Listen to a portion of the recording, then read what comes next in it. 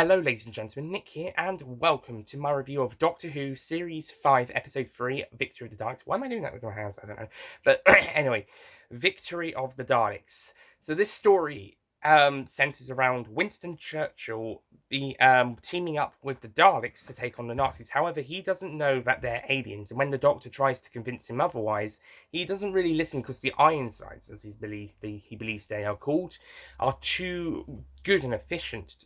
So, yeah, but he was still a bit worried that they were too good to be true, so he called the Doctor in for his advice. However, after a month, because the TARDIS doesn't always arrive at the right time, Churchill started to have second thoughts. He decided to carry on with the Ironside project, created by Professor Edwin Bracewell, who believes he created the Ironsides.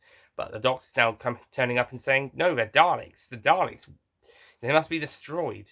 This story takes a lot of inspiration from the power of the Daleks, at least for the first third of the episode, anyway.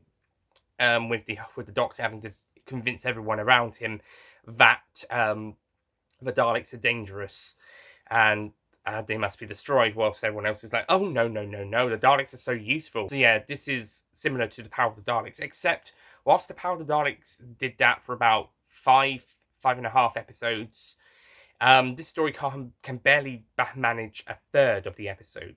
It can just about do a third before the Daleks reveal their true nature. Now, I understand why. I think I know why they only focused on this in the first third. It's so that we could get introduced to the new Daleks. More on that later. But it does seem like the more interesting side of the story. So it would have been nice if they kept it up for another 10 to 15 minutes. And then the second half of the story focuses on the reveal of the new Daleks. But, oh well, never mind. Maybe if it was a 50-minute episode, we could have gotten something a little bit long. We could add a bit more. Yeah, also, it's interesting to see a companion not knowing about the Daleks. Now, normally a companion may not know of particularly monsters and villains that they haven't met yet. But in the case of Amy, she comes from Earth in the year 2010, 1 year after the events of the Stolen Earth and Journey's End. So everyone on Earth should know the Daleks. However, due to as it's being revealed later, time is being changed all around them. So Amy now no longer remembers the Daleks, which now means the Doctor has to convince her as well. Power of the Daleks, Ben and Polly trusted the Doctor's instincts about the Daleks because they had heard stories about them that the first Doctor had told them. So in this story, the Daleks are just pretending to be soldiers and servants down at the Cabinet War Rooms, and the feel of the Cabinet War Rooms is captured really well in this story. Director Andrew Gunn does a great job in capturing the feel of the Cabinet War Rooms. And by the way, he was the director of the last story, The Beast Below. I couldn't remember the director back then. Also, I think I said in the 11th hour it was Andrew Smith, but I meant Adam Smith, sorry. Andrew Smith's a writer. And Adam Smith directed the 11th hour, and he's directing the next 2 episodes as well. Time of Angels and Flesh and Stone. But as I was saying, Andrew Gunn directs this story really well, and he captures the confined spaces of the Cabinet War Rooms, as well as the panic sense of the people involved really well. And whilst this story has similarities to The Empty Child in the fact it's focusing on people during the Second World War, but whilst The Empty Child focuses on the people out on the streets, the citizens of wartime Britain, this story focuses on the people fighting the war, the ones in command, the ones in basically it's the ones making all the decisions. And that's all captured really well. I think the story manages to take that angle really well. I think that the stronger part of the story is the World War II character stuff, and especially with Churchill, as we're building up Churchill's desperation, and he's losing hope, and that's why he's so willing to put his faith into the Daleks, into creatures either into the Ironsides, as he believes, putting all his fate into this unknown invention that could revolutionize, and who are so what's the word? Too good to be true.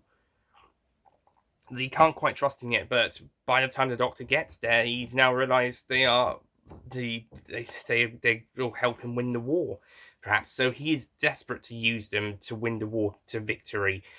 Even so, going so far to ignore the Doctor, but you can understand that due to his hopelessness. And Bracewell also is a great character, and it's interesting to see Lesterton's sort of character, except whilst Lesterton was a fanatic and just all over his science and getting all excited about the new creations, and then started losing his mind once he realised he was wrong. With Bracewell, he's modest. He's kind of, oh, yeah, it just came to me. And he's proud of his inventions. And then when it's revealed the truth, he doesn't lose his mind, but he does. We do see the despair of the character, and we feel sorry for him. Thankfully, Bracewell, as it turns out, is a robot created by the Ironsides and has a Oblivion Continuum bomb inside. But thankfully, at the end of the story, they're able to deactivate the bomb before it can be destroyed, and Bracewell is able to continue living as his own person, helping fight throughout the war. I wonder if he got that hand broken, or if he just covered the glove to cover the damaged bit of the uh, wires that have been shot off by the Dalek. Anyway, so it's around the 12 to 13 minute mark that the Ironside Daleks reveal themselves that they are, in fact, the Daleks, and what they had come for was the Doctor's testimony that they are the Daleks, which a gold Dalek up on a spaceship uses to activate a progenitive device that they were able to find, and creates a new race of Daleks, or at least the first one of five Daleks. They create five Daleks, three of which would be the first of new ranks, whilst the other two are the only ones of their ranks. And they create the new paradigm Daleks, which when they were introduced, they got a lot of backlash. Which I can partly see why, because they're very colourful. They were taking inspirations from the 60s Dalek movies and the comics, where they would have a lot of colours, and they were bigger, chunkier Daleks than what came before. But beyond that, I don't think the backlash was warranted. I think criticisms and not being impressed with the designs, that's fine, but I think the backlash was a bit too extreme. Especially as it was due to that backlash that these Daleks were then retired, bar a couple of minor appearances later on down the line. That being said, these Daleks don't really do much. They managed to kill two pilots in flying Spitfires that Bracewell comes up with the idea based on the Dalek idea implanted with him having the gravity bubble around three Spitfires, which is a lot of fun. Two of them get shot down by the Paradigm Daleks and they almost destroy Bracewell, but that's really about it. The new Daleks don't really do much. The old Ironside ones and the gold Dalek, they do. The Ironside Daleks are painted green when they are pretending to be the Ironsides. Those ones do quite a lot. We see them taking out some of the German bombers, and we see them killing two soldiers on Earth, and sort of doing all the progenitor stuff and everything. But the new Paradigm Daleks don't really do much. So maybe that was a part of the reason to the backlash, because they didn't really do much. But I still think the backlash was a bit too much. I don't think it was all warranted. I think there could have been I think it could have been a bit of people could have calmed down a little bit and see what they would have been like later on. And certainly throughout 2010, we saw a bit more uses of them. But after 2010, not so much. In fact, by the time of the Daleks, it bar a couple of a color upgrade for some drone strategist and the Supreme Dalek, it's mainly back to the gold Daleks, and then they've disappeared altogether after 2012. So, yeah, and the production team obviously wanted these new Daleks. They obviously wanted the new designs. They wanted to have a new colour scheme, but ultimately the fans didn't let them have a chance, and the production team doubled back quickly. And this is an example of a production team correcting their course due to backlash. However, this doesn't always work, and there are fans who are worried about that happening with Series 13 coming up due to the backlash of the Timeless Child. Yeah, course correction can be a double-edged sword. You can either do it right and fix some things that people didn't really like, or you can make the situation even worse by attempting to do what the fans make the fans a bit happier, at least trying to make it up to them after they got a bit upset. But it damages the rest of the show going forward afterwards. And I think this was what a lot of people's problems with the most recent Star Wars film, Rise of Skywalker, that it was too much of a correction course after The Last Jedi, which is, I believe, the most hated. Or, no, I think, yeah, those two both have gotten a lot of backlash, those two films. So yeah, that is something to consider when course correction in Doctor Who, and in fact any other media, is to be careful on what you're course correcting. If you're going to do it too quickly or too radically, it can damage the show more than what you're course correcting from.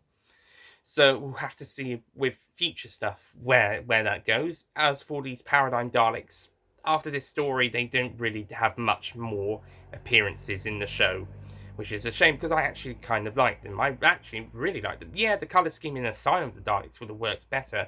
The more chromy, darker colour to the bright Skittle Power Rangers Teletubby colours we get here. But I like the designs, I like the colours, I like the ranks. I think they could have been a great force, and especially after the City of the Daleks game came out at the start of June the same year. So yeah, I think it could have worked really well. That game's probably the most the Paradigm Daleks got to do.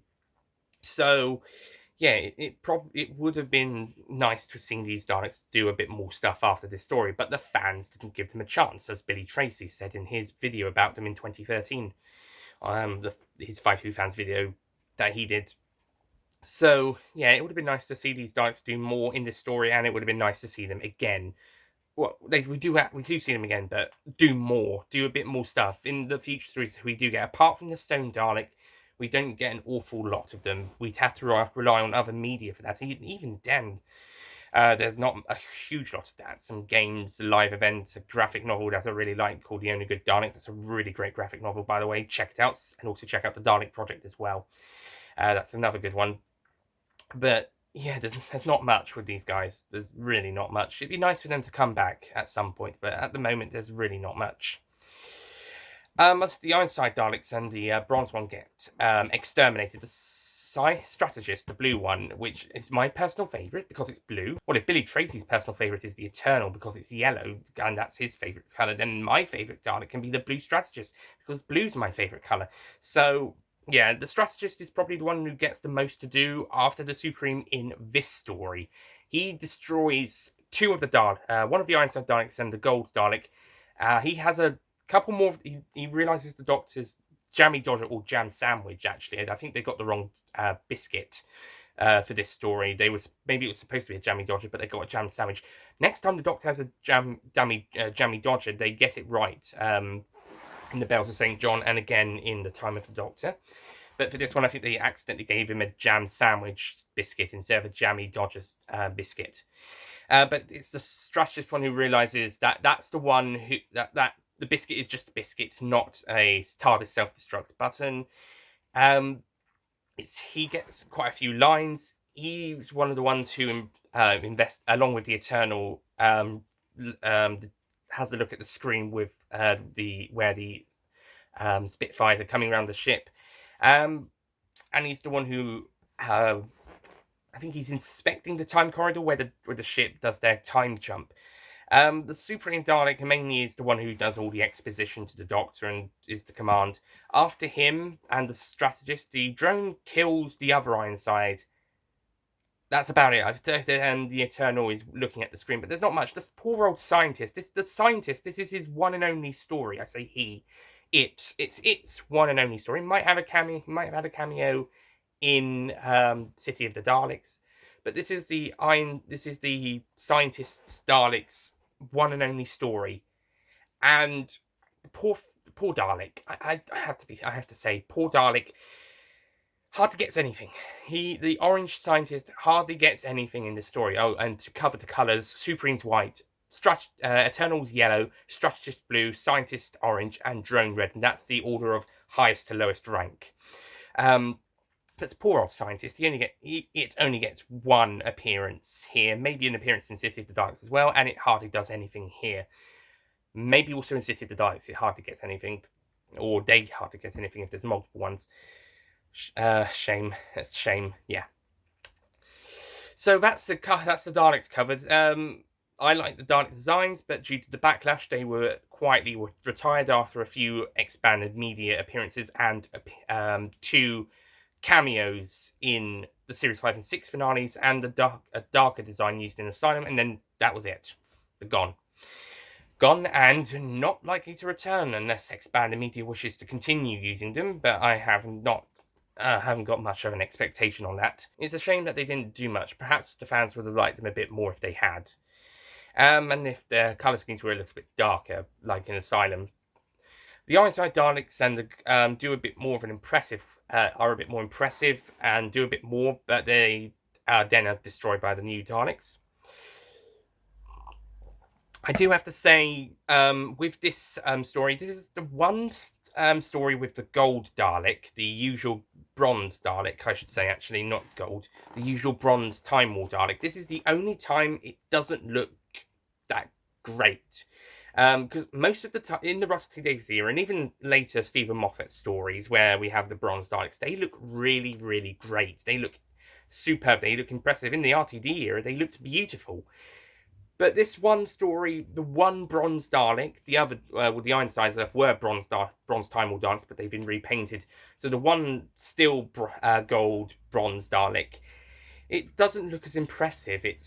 Maybe it's the lighting, or maybe perhaps, but it just doesn't look that beautiful. It doesn't look that impressive. Yeah, or perhaps maybe it is time to retire the Time War Daleks after. This would be their 6th appearance. This is the 6th Dalek story in as many years, 2005 to 2010. Sixth Dalek story in about 5 years, and as many series. So perhaps it was time to give these Daleks a rest, and if we're going forward with a new Dalek design, then yeah, good to introduce them. It's just a shame they didn't get much to do, and it took up most of the story when we had an even more interesting story going on earlier on. Maybe it should have been a 2-parter, or at the very least have the first bit go on a little bit longer before we introduce the new Daleks. It would have been nice. Maybe if the episode was an hour, perhaps it would have worked really well. Oh well. The bronze Daleks are going to will look impressive again when we see them again, but this one just didn't look that impressive. But that might be due to the lighting and the fact that the story is overshadowing it. As for the stuff down on Earth, that's done really well, with Amy and Churchill having to convince Bracewell to help them, and eventually having to send up the Spitfires to take on the Daleks. It is worth noting the Paradigm Daleks only killed 2 people in this story, and I think that's the most they actually kill, apart from the Stone Dalek shooting the Doctor in the Big Death Bang, but he survives that, obviously. And also, so yeah, the Paradigm Daleks have only killed 2 people on screen, although expanded media, again, will expand on that. Yeah, going back to the point of them being not really doing much. Eventually, the Doctor is able to stop Bracewell from becoming blowing up, and the Daleks escape. Well, the Paradigm Daleks escape. The other ones were destroyed. And eventually, the Doctor and Amy have to go. So, Victory of the Daleks. I think it's a good story. I think it captures the World War II stuff really well. The citizens the people working for it, and the hope and desperation from the war, and the whole stuff with the Daleks pretending to be soldiers and tricking the Doctor and tricking everyone around them. That's really great and has a very, very strong Power of the Daleks feel to it. But whilst Power could do that for its 2nd through to 5th episodes, because they're introduced at the very end of episode 1. If Power of the Daleks can do it from their 2nd for 4 episodes, and then in the 5th episode they're in episode 6. Well, 6th episode, but the 5th episode where they pretend to be their servants, where they have a major role. In the very last episode, that's when they reveal their true nature. And even then, they're ready to go and exterminate all the humans, but even then, they still don't do it straight away. They still hold on, wait a few minutes, and then they're ready to do it. They're ready to kill everyone. Whilst here, it's barely 12 minutes. It's about 12 to 13 minutes, and then that's when the Ironside Daleks show their true colours, so to speak. And then the rest of the story is taken up by the their expositioning, their reveal of their plan, and then the introduction of the new Daleks and their escape. So yeah, and also speaking of the returning Daleks, the Ironsides and the bronze one, so their ship somehow survived the onslaught at the end of the Stolen Earth Journey's End. Now, whilst you can possibly pinpoint one spaceship escaping, but by the looks of it, it's escaping. The fact that all of the Daleks were created by parts of Davros, and the feedback loop is destroying the Daleks that the duplicate Doctor, the Metacrisis Doctor, fed through when he blew them all up. Shouldn't it have destroyed this spaceship, whether it gotten away or not? And there is only 3 Daleks on this ship, so what happened to the rest of them? There's usually, if the same number of Daleks are, or there's usually an army of Daleks on each of those ships. So it is a bit odd that there's only 3 Daleks on the ship, and they escaped, but there's not any other Daleks on the ship, and they were able to avoid the feedback loop from that the Metacrisis duplicate Doctor did. And it's not even because that they got out of range in time. Daleks on Earth were destroyed, as seen with the one just outside Torchwood. So how did this one escape? How did this one avoid being blown up? How did these 3 avoid being blown up? Where are the rest of them? One ship survived. That's as good as an excuse as Davros saying that he escaped in an escape pod after the events of Resurrection of the Daleks and turned up in Revelation of the Daleks. Whilst that would make sense, he also contracted the Mervalin virus, and he didn't say how he escaped that. So, yeah.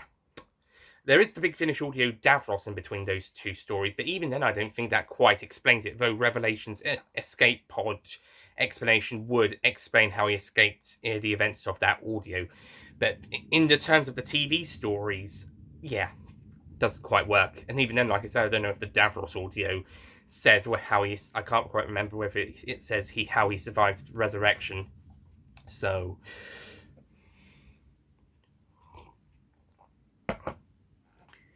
okay, so Victor of the Daleks. I think this is a good, decent episode, but I think it needed to have a bit more priority earlier on with the whole tricking the Doctor stuff, and then maybe execute its reveal to Daleks a little bit better. Maybe they could have a bit more to do. Maybe we could show off some bits. Apparently the stuff with the back bumper is due to the fact that they've got concealed weapon behind them, but sadly we never got to find out what that was. And similarly, what the Yellow Eternal Dalek's job was, because that one was left a mystery, but now we're never gonna know what that was about. So we'll see. There might have been plans for these Daleks, but ultimately they were scrapped and abandoned, and reduced to cameos. But apart from in some expanded media stories where they were already getting quite involved, but after that, mere cameos, and that was about it. And now they've been reduced to obscurity as far as the new episodes are concerned. They've been reduced to obscurity, and it's unlikely Chris Chibnall is going to be bringing them back. In fact, it's unlikely any future showrunner will bring them back unless they're fans of these Daleks. So, I mean, I would, even if it was just for a cameo. But other than that, yeah, I don't know whether these Daleks will ever return again under any showrunner other than Moffat. And Moffat obviously decided never again after 2012, so they don't even make an appearance in The Magician's Apprentice, The Witch's Familiar, and there's a lot of old Dalek designs there, so yeah, it's a shame these ones have got very little use after this story, apart from some of the expanded media stories that were already going ahead and being released in 2010, but after 2010 it was mere cameos for 2 years, and then that was it. Not even appearing in 2013, that was it. They were gone before the Matt Smith era was even finished. So, yeah, wrapping up Victor of the Daleks, I'm going to give this story a 7 out of 10.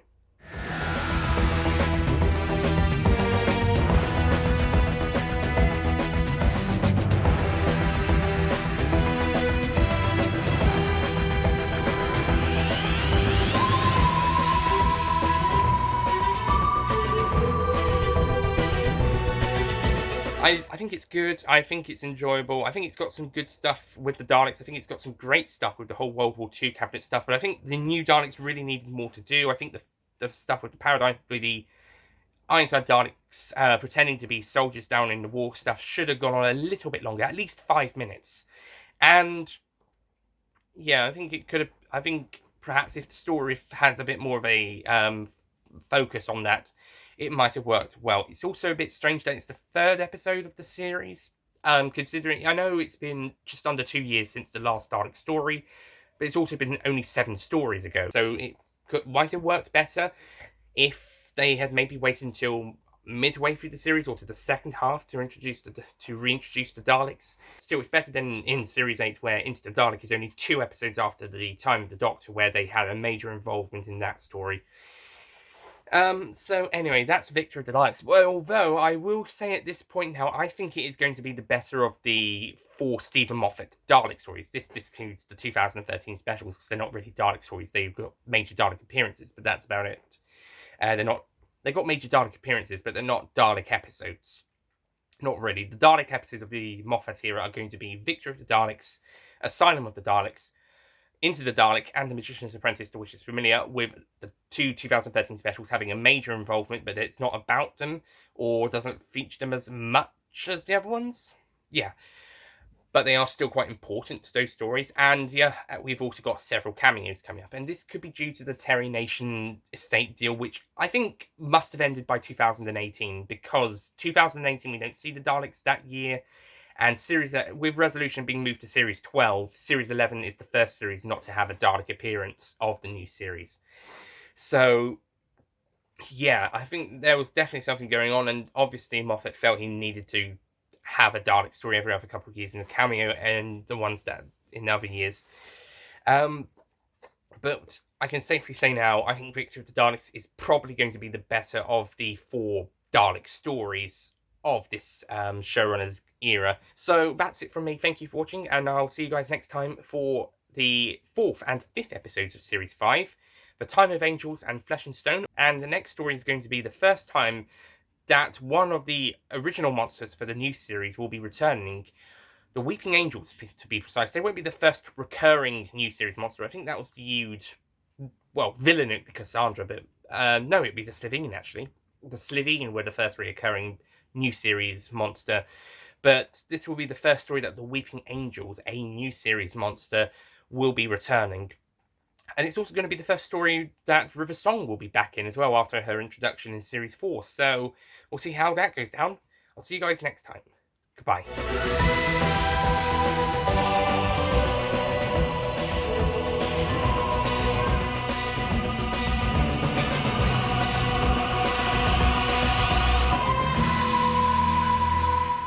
Don't forget to click below to subscribe to the official Nicholas Payne Retro YouTube channel.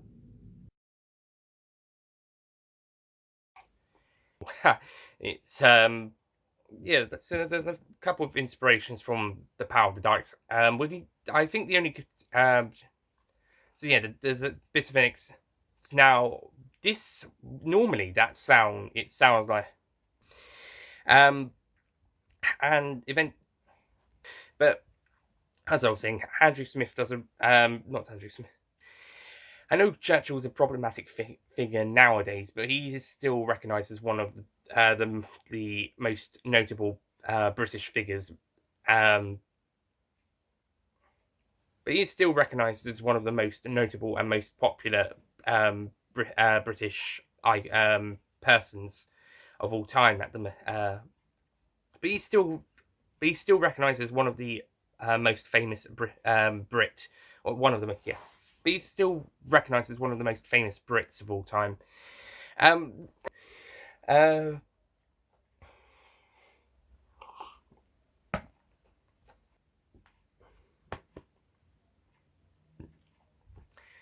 More information in that story's review, but actually can't.